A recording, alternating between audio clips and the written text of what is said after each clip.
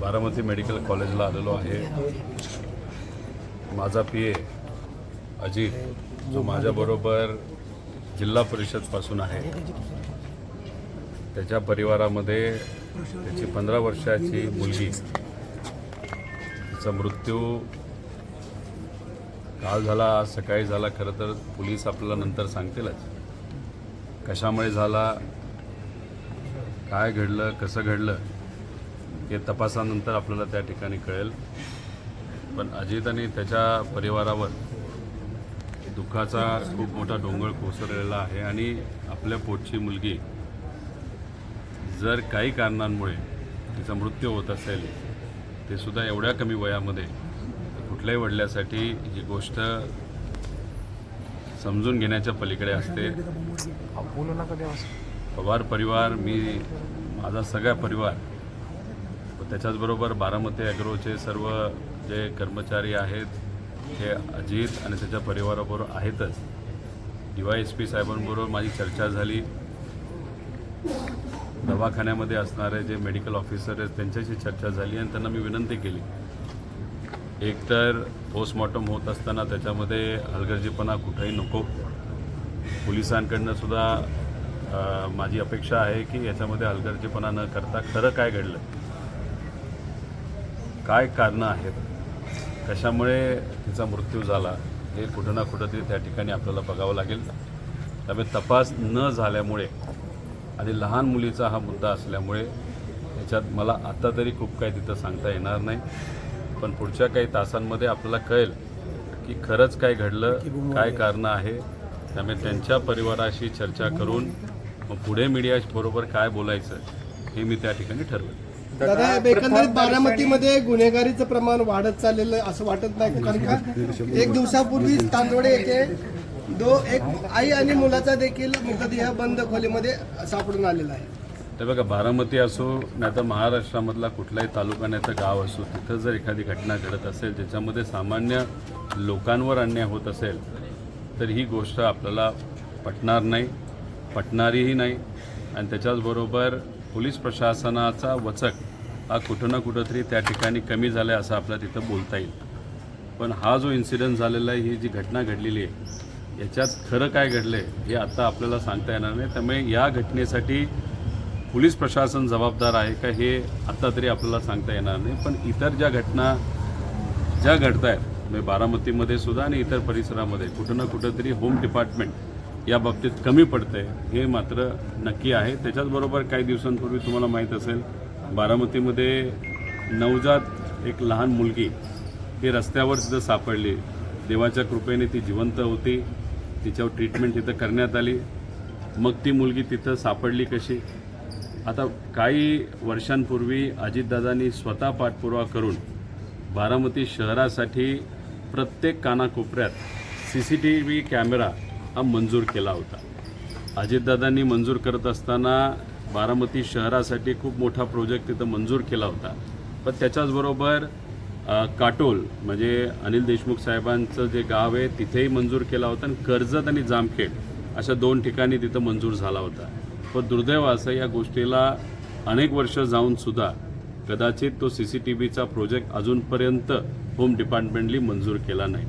तर बारामतीचं नाव होतं म्हणून मंजूर नाही झालं तर वेगळं काय कारण आहे हे सांगता येणार नाही। आता ते नवजात बाळ जे सापडलं ते तिथं कुणी ठेवलं, कोण ते लोक होते हे आपल्याला सापडतच नाही आहेत। त्याचं कारण CCTV कॅमेराज त्याच्या परिसरामध्ये नाही। ही सुद्धा घटना जिथं घडली, एका बिल्डिंगला CCTV आहे, दुसऱ्या बिल्डिंगला नाही आहेत, पण आसपासच्या परिसरामध्ये CCTVचा अभाव असल्यामुळे या इन्व्हेस्टिगेशनला थोडा वेळ लागू शकतो। त्यामुळे कुठं ना कुठंतरी CCTV कॅमेरा प्रत्येक मोठ्या शहरामध्ये असणं महत्त्वाचं आहे, जेणेकरून अशा जेव्हा घटना घडतात तेव्हा तपासामध्ये आपल्याला त्याचा फायदा होत असतो। दादा, तुम्ही आता असं म्हणालात की DYSPशी बोलणं झालं, अधिकाऱ्यांशी बोलणं झालं, प्रथमदर्शनी तुम्हाला याच्यामध्ये काय जाणवते? प्रथमदर्शनी जाणवते का घातपात जाणवते? इन्व्हेस्टिगेशन हे पूर्ण न झाल्यामुळे याच्यावर एखादी स्टेटमेंट देणं नाही तर बोलणं हे मला असं वाटतं योग्य ठरणार नाही। कारण परिवार फार भावनिक या बाबतीत तिथं झालेला आहे। लोकांशी बोलत असताना सुद्धा संमिश्र प्रतिक्रिया तिथं येत आहेत। त्यामुळे पूर्णपणे पोलीस डिपार्टमेंटवर आणि परिवारावर हा विषय आम्ही तिथं सोडलेला आहे. आणि पुढच्या 3 तासामध्ये जो काही जिथं ती घटना घडली असं म्हणलं जातं, ज्या बिल्डिंगजवळ नाही तर बिल्डिंगवरून ही घटना घडली तिथला CCTV कॅमेरा पोलीस डिपार्टमेंट तिथं बघत आहे. आणि मग ते बघितल्यानंतर किती वाजता ही घटना घडली असावी, मेडिकल डिपार्टमेंटकडनं सुद्धा आपल्याला किती वाजता मृत्यू झाला याचा वेळ काळ त्या ठिकाणी कळेल. आणि मग त्याच्यात आपण खरं काय घडलं हे बोलू शकतो. पण विषय एवढाच आहे, मी पोलीस डिपार्टमेंटला सांगितलेलं आहे की याच्यामध्ये कामचुकारपणा जर पोलीस डिपार्टमेंटकडनं झाला तर त्यांना त्या बाबतीत नक्कीच महागात पडेल, हे मात्र तिथं मी सांगितलेलं आहे. अनेक निवडणुका झाल्या, आपण बघितलं निवडणुका आल्या की निनावी पत्र यायचे, परंतु आपण बघितले की 5-6 दिवसापूर्वी पवारांना एक पत्र जागरूक नागरिकांनी टाकलेलं आहे सोशल मीडियावर, जेणेकरून ही गुन्हेगारी कुठेतरी थांबली पाहिजे. नाही, गुन्हेगारीचा मुद्दा महत्त्वाचा आहे. बऱ्यापैकी आम्हाला ज्या काही गोष्टी करत आहेत की आता हा इन्सिडेंट झाला म्हणून खरं तर मी बोलतोय, राजकीय इथं वक्तव्य करणं योग्य ठरणार नाही. पण जेव्हा अजितदादा होते तेव्हा गुन्हेगारी नाही प्रमाण खरं तर बारामतीमध्ये होतं. कुठंच भीती वाटायची, एक वचक असायचं दादांचं. कुठे काय घडलं तर दादा स्वतः त्याच्यामध्ये लक्ष देऊन असायचे. पण कुठं ना कुठंतरी ती जी कायदा व सुव्यवस्थेची घडी आहे ती विस्कटली, हे मात्र त्या ठिकाणी आपल्याला बोलता येईल. याच्यामध्ये व्यापाऱ्यांना काही लोक धमकावत आहेत, त्याच्याचबरोबर एक्स्टॉर्शन काही प्रमाणात वाढलेलं आहे.